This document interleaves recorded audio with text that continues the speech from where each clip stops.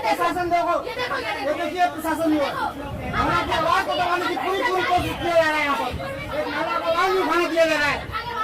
देखिए प्रशासन का ही हाल देखिए। हो गया देखिए प्रशासन कैंपस खत्म हो गई। मंत्री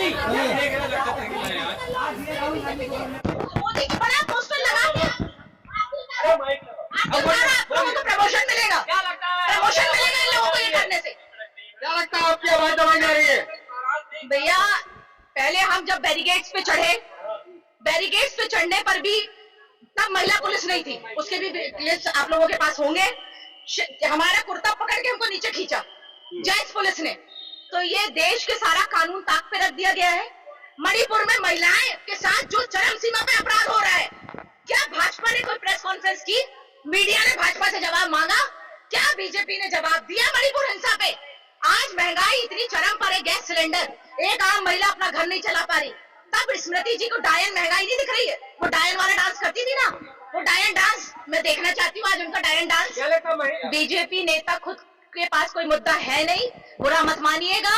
बीजेपी प्रेस को खरीद कर उनकी वीडियो और ऑडियो को एडिट कर जिस हिसाब से उनकी छवि खराब करने का काम मीडिया करती है, बीजेपी की कठपुतली ये पुलिस प्रशासन और मीडिया बनी हुई है। बुरा मत मानिएगा भाइयों। राहुल जी कभी ऐसा कुछ नहीं बोलते, ये सिर्फ दिखाने का काम किया जाता है। राहुल जी तो सच की बात बोलते हैं, जिसका जवाब उनके पास कुछ होता नहीं है, तो फिर वो खुद इस तरीके की कॉमेडी करते हैं। बीजेपी में बहुत कॉमेडियन है, बीजेपी के अंदर बहुत कॉमेडियन है।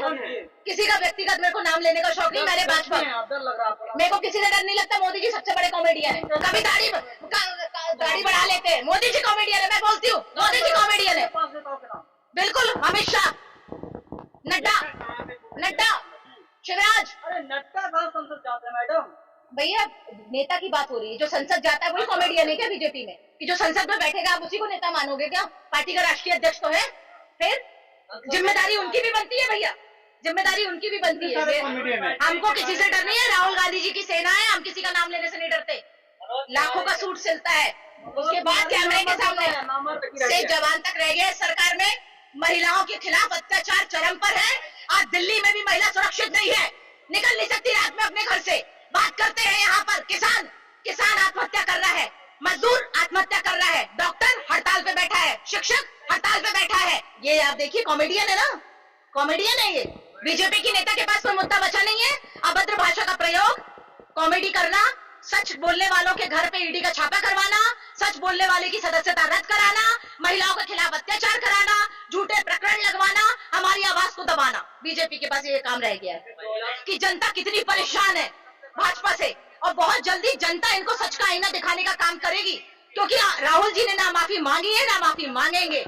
जो सच की लड़ाई लड़ता है उसको दबाने का कार्य आज से नहीं इतिहास से होता आ रहा है। तो राहुल जी को कोई नहीं दबा सकता और ना हम लोगों को दबा सकता है। संविधान तो ताक पे है भैया, संविधान ही तो खतरे में है, उसी की लड़ाई तो राहुल जी लड़ रहे हैं। आज राहुल जी सच की लड़ाई लड़ रहे हैं। इतना भारत जोड़ो यात्रा में एक बूढ़ी महिला को गले लगाना, एक आम व्यक्ति को गोदी में उठाना, एक कितने 80-90 साल के बुजुर्ग पूरी यात्रा में पैदल चले, वो किसी राजनीतिक पार्टी से संबंध नहीं रखते, लेकिन वो क्या बोले कि जब गांधी परिवार का वो बच्चा पैदल चल सकता है जिसके परिवार को, जिसकी दादी को, जिसके पिता को बम से उड़ा दिया गया हो, तो मेरे को भी पैदल चलने का दायित्व बनता है। और अंग्रेजों के खिलाफ कांग्रेस पार्टी ने लड़ाई लड़ी है। कहां थी बीजेपी, कहां थी आरएसएस जो अंग्रेजों से मिल गई पीठ के पीछे? तब कहां बात आई लड़ाई लड़ने की? अमृतकाल जिसको घर से निकलना नहीं है, महलों में रहना, उसके लिए तो सब अमृतकाल ही है भैया। ये अमृतकाल हमें जिस हिसाब से आपके क्या हुआ बैरिकेड पे, जब मैं बैरिकेड पे चढ़ी, लेडीज पुलिस एक भी नहीं थी। उन्होंने मेरा कुर्ता पकड़ के जेंट्स पुलिस ने और डंडा मेरे पीठ पे ऐसे उन्होंने मारा। मेरे लड़के मोबाइल में वीडियो बना रहे थे, वो वीडियो मेरे पास है। तो मैंने पूछा लेडीज पुलिस कहाँ है, तो वही बदतमीजी की गई जो अभी गेट पे आप लोगों के सामने की गई, धक्का मार के आगे चलिए, आगे चलिए, आगे चलिए। कोई जवाब देने वाला नहीं है, क्योंकि ये बीजेपी की कठपुतली है। ये प्रशासन अपने हिसाब से नहीं चल रहा। ये जो बीजेपी ने इनको ऑर्डर दिया है कि इनको मारना है, इनको पीटना है, क्योंकि ये सच की आवाज उठा रहे हैं। मनोज तिवारी जी जाके अपना डीएनए टेस्ट करा के आए, मनोज तिवारी जी जाके अपना डीएनए टेस्ट करा के आए, उसके बाद जवाब दूंगी मैं उनकी बात। नफरत के खिलाफ मोहब्बत की दुकान, राहुल गांधी जी की युवा कांग्रेस की सेना सड़कों पे रहेगी पूरे देश में और है। भैया एक बात बताओ, घमंडिया आपको कौन आदमी लग रहा है? जो सड़कों पर है वो घमंडिया है? जो एक टी शर्ट में पूरी यात्रा पूरी कर लेते हैं वो घमंडिया है? जो आम बच्चे को गले लगा रहे हैं वो घमंडिया है? प्रियंका जी पूरे रोडों पे उतरी हुई है, यूपी में एक एक घर में खाना खाने जा रही है, मणिपुर में कांग्रेस सबसे पहले पहुंच के आंसू पोंछने का काम करती है उन महिलाओं का, तो ये पार्टी घमंडिया है? घमंडिया तो वो है जो कैमरे के सामने आने से डर रहे हैं, वो घमंडिया है। क्योंकि जब झूठ की दुकान आदमी चलाता है, नफरत की दुकान चलाता है, तो वो डरा रहता है, वो डर के ही रहेंगे। हमारे कांग्रेस पार्टी के सामने, कांग्रेस पार्टी को भैया कोई सत्ता का लालच नहीं है, राहुल जी को कोई सत्ता का लालच नहीं है, सत्ता का लालच भाजपा को है। इसलिए हम सच की लड़ाई लड़ेंगे, जनता की लड़ाई लड़ेंगे। बिल्कुल खाती है, तब तो राहुल जी को 2 साल के लिए पूरा षड्यंत्र रच के आपने पढ़ा नहीं क्या? सुप्रीम कोर्ट ने क्या बोला है? आपको दिखा नहीं कि क्या ताकतें फन फैला रही है, किस हिसाब से राहुल जी को दबाने का काम किया गया? राहुल जी पल भर के लिए भी विचलित नहीं हुए, क्योंकि राहुल जी ने कहा कि मेरे को जनता की सेवा पद पे रह के भी मैं कर सकता हूँ और बिना पद पे रह के भी कर सकता हूँ। तो पहले भी कर लिए थे, मोदी जी ने सब खरीद रखा है भैया, तो इसलिए कॉन्फिडेंट है। हम तो जनता के भरोसे हैं भैया, जनता हमको चुनेगी तो भी हम उसकी लड़ाई लड़ेंगे, जनता हमको नहीं चुनेगी तब भी हम लड़ाई लड़ते रहेंगे। उसने बोला हमारे पास इतने मुद्दे वो कभी सामने आते ही नहीं है। आप क्या बता रहे हैं? नीचे सड़क, किसान, मजदूर, महिला, युवा, महिला हिंसा, मणिपुर, और क्या जानना चाहेंगे आप? और कितने मुद्दे बता दूं? बचा क्या? पूरा देश कवर हो गया। 3-4 मुद्दे नहीं गिना रही हूँ भैया, भर भर के मुद्दे। नहीं, फोन बजने दीजिए आप। 3-4 मुद्दे नहीं है, मुद्दे भर भर के मुद्दे हैं। आप जितने दिखाने चाहोगे मीडिया में उतने ही दिखेंगे, आप दिखाना नहीं चाहते हो, इसलिए। हाँ, संसद में आक्रोश फोटो दिखा के, मीडिया में दिखा के आक्रोश दिख जाता है उनका। आए जरा यहाँ पर भी, जरा 1-2 बैरिकेड कूदे।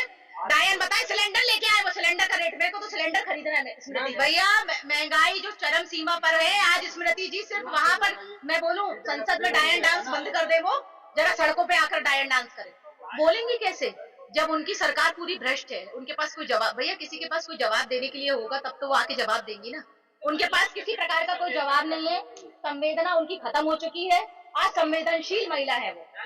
खुले शब्दों में मैं ये कहती हूँ, कुछ भी दुनिया में होता है, ये पेड़ का पत्ता भी गिरेगा तो राहुल गांधी जी की वजह से पत्ता गिर गया है, स्मृति जी ऐसा कहती है। वो जनता तय करेगी, जनता तय करेगी, जनता तय करेगी। भाई साहब देखिए, हमारे, मैं पीएम की बात नहीं कर रही हूँ, पर मैं ये बात कर रही हूँ, हम युवाओं का चेहरा तो राहुल गांधी था, है और रहेगा। पीएम का चेहरा तय करने की मेरी औकात नहीं है भैया, ये जनता तय करेगी। मेरी औकात नहीं है पीएम का चेहरा बताने की।